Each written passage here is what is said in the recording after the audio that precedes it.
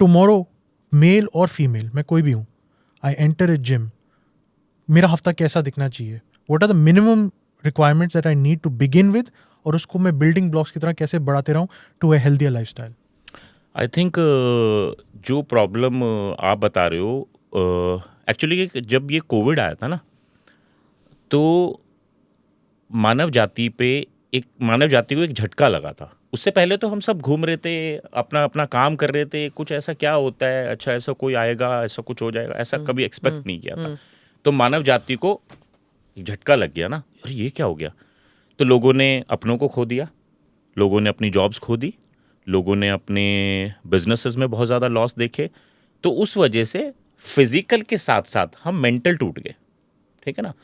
क्योंकि अपनों को खोना क्या होता है, वो जिसके खोते हैं उन्हीं को पता चलता है। और जब किसी ने 20 साल से कोई बिजनेस स्टेब्लिश किया हो, वो उसके बच्चे की तरह होता है, वो सडनली ख़त्म हो जाए तो कैसा फील होता है।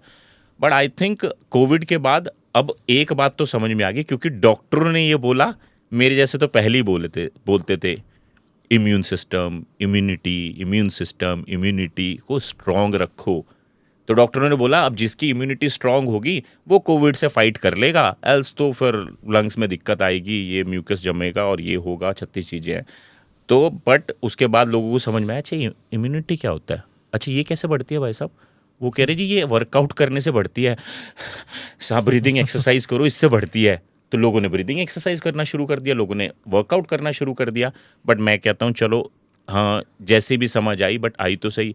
बट आई थिंक मैं जितने लोगों से मिलता हूँ, फिजिकल से ज़्यादा लोग मेंटली ब्रेक डाउन हो गए। So I walk into the gym, अब मुझे अपना रूटीन बताओ। लेट्स से मैं सबसे पहली बात तो कल मत जाना, आज जाना। क्योंकि कल जो होगा ना वो होगा या नहीं। अब लेट्स से मैं बोलूँ मैं स्मिता मैम से कल फिर मिलूंगा, भाई कल क्यों मिलेगा, कल आएगा, तू रहेगा, तू मतलब उस बात की गारंटी लिख के दे के जा कि कल तू स्मिता मैम से मिलेगा। तो लिख के नहीं दे सकता, मुझे नहीं पता यार, मैं मतलब रात को लेटूंगा और कुछ हो जाएगा तो मैं भगवान के पास पहुंच जाऊंगा। तो यानी मैं आज ही मिल लूंगा मैम, इस पॉडकास्ट के बाद मुझे आपसे 2 सवाल करने हैं, मैं आज ही पूछ के जाऊंगा। तो सबसे पहले तो इट्स पॉइंट, हाँ इट्स अ वैलिड पॉइंट। जैसे आपने बोला यार मैं कल सुबह जाऊंगा या 1 तारीख को जाऊंगा, 1 जनवरी से मंडे को जाऊंगा। अरे भाई मंडे कब आएगा, कब 1 तारीख आएगी, तो तू आज ही क्यों नहीं चला जाता। तुम बोलो कि यार ये पॉडकास्ट फिनिश करके या फिर लेट्स से मैं अपने काम से फ्री होके आज 10 मिनट चाहे जिम में ना हर मशीन के हाथ लगा के आना है मुझे, ये मेरा डिसिप्लिन है। ठीक है। तो बट चलो खैर, अब जब मैं जिम में आ गया हूँ ना, तो सबसे पहली बात तो मुझे ये लगता है कि आप राइट में कौन क्या कर रहा है, लेफ्ट में कौन क्या कर रहा है, वो मत देखो। उससे क्या होता है, उससे 2 चीजें आती हैं, या तो आप ओवर एक्साइटेड हो जाते हो कि यार ये डिप्रेस हो जाते हो, या फिर डिप्रेशन। बताओ क्यों, यार ऐसा तो मैं बन नहीं पाऊंगा, हाँ। ऐसा मैं बनना नहीं चाहता, तो कल देखता हूँ यार। तो मुझे लगता है कि आपको सबसे पहले तो ये समझना जरूरी है आप जिम क्यों जा रहे हो, ठीक है ना। उसके बाद सबसे पहले ये देखो कि आपको जो ट्रेन करने के लिए या जो गाइड करने के लिए वो क्वालिफाइड है, आप उस पर विश्वास कर सकते हो। बट उसके बाद भी, क्योंकि वर्कआउट करना से ज़्यादा ज़रूरी है वर्कआउट को समझना। शारीरिक संरचना तो एक मतलब ये तो विज्ञान से भी बड़ी संरचना है, मतलब विज्ञान क्या ही करेगा, भगवान ने ऐसा बना दिया।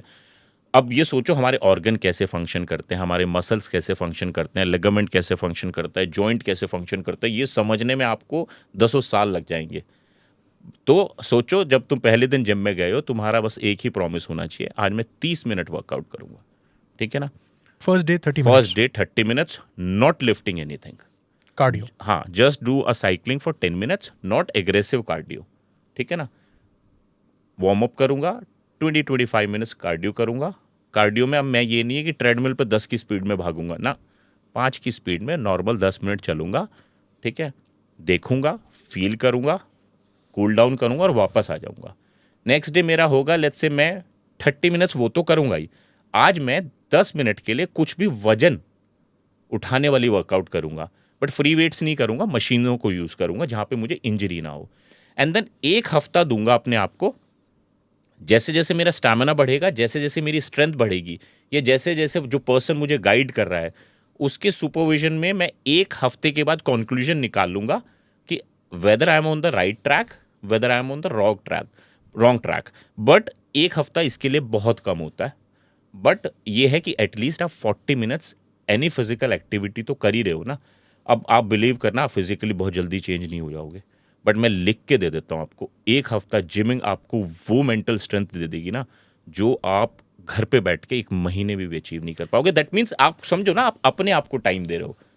पहले हफ्ते में बॉडी तो काफी टूटेगी, तो रिकवरी के लिए कितनी देर? तो अब जब पहले हफ्ते जब आप वर्कआउट करोगे तो ऑफ कोर्स ब्रेकडाउन होंगे, जॉइंट्स पेन होंगे, मसल पेन होंगे, सोरनेस होगी, वो तो आई थिंक एक मेंटल ब्लॉक आ जाता है ना कि शायद मैं कुछ गलत कर रहा हूँ। हाँ, हो सकता है, बट उस कंडीशन में क्योंकि आप किसी सुपरविजन के अंडर ट्रेन कर रहे हो। दूसरा, फिर आप अपने, अब प्रॉब्लम क्या है कि जैसे मैं पहले दिन जिम जाता हूँ और मुझे वजन कम करना है, मैं सब कुछ खाना बंद कर देता हूँ, ठीक है, या फिर एकदम से डाइट को बढ़ा लेता हूँ, ठीक है ना। वो नहीं करना चाहिए, मुझे अपनी डाइट को उतना ही रखना चाहिए जितना मैं बिना वर्कआउट के खा रहा था। But of course let's say कुछ फ्रूट ऐड कर लिया आपने, वर्कआउट से पहले बनाना खा लिया 1 घंटे पहले, एक सेब खा लिया क्योंकि विटामिन सी की ज़रूरत पड़ेगी, तो एक संतरा खा लिया। तो इस तरह से आपको बेसिकली वर्कआउट ना समझ के, लाइफस्टाइल समझ के अपने आप को यस मतलब अडॉप्ट करना पड़ेगा।